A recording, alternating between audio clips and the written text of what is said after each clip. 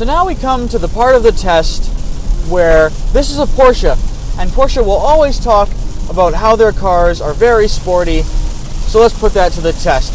Put it in Sport Plus mode, which firms up the suspension, sharpens up the drivetrain, and uses the hybrid system to make the electric motors fill in the torque gap. Now, on the subject of torque, it has roughly 400, and combine that with the 416 horsepower, make it very fast, at least in a straight line.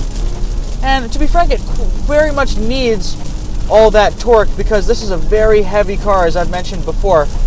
And cornering with it, jokes aside, is seriously like wrestling a small moon because of all that weight with all the batteries and the electric motors. And even though they put all the weight, like the batteries are under the trunk, all the weight is lower in the car to make a lower center of gravity, it's still an SUV.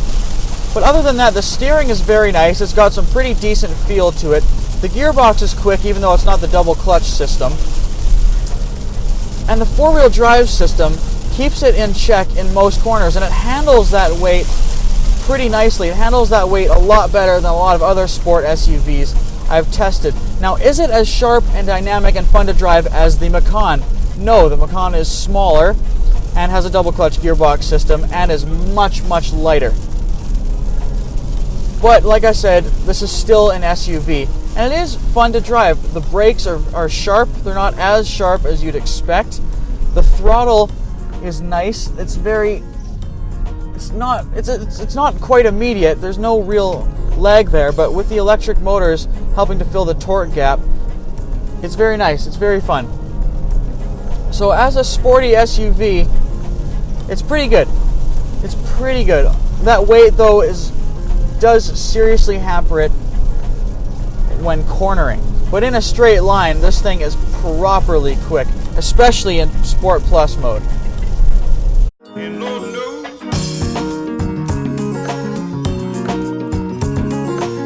So as with the other car, let's see if this could live up to its Porsche badge. Now, first thing you notice, and I discussed this briefly earlier on, is the weight or lack thereof over the hybrid because, like I said, it doesn't have all the batteries and the electric motors. And you can definitely tell in the corners because it's much more chuckable around a corner per se. I mean, it's much more easy to find a limit. You don't have to worry about all that weight and where it's going to end up, which is extremely helpful. And the four-wheel drive system is very good in the corners. For an SUV, it's fantastic. But the best thing about it is all the torque, and because it's a diesel, even though it only revs to 4,500 RPM, it's got around 400 pound-feet of torque.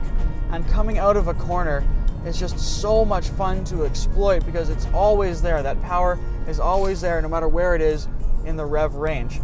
So as an overall package, the hybrid is much faster, especially in a straight line, because of about 160 more horsepower.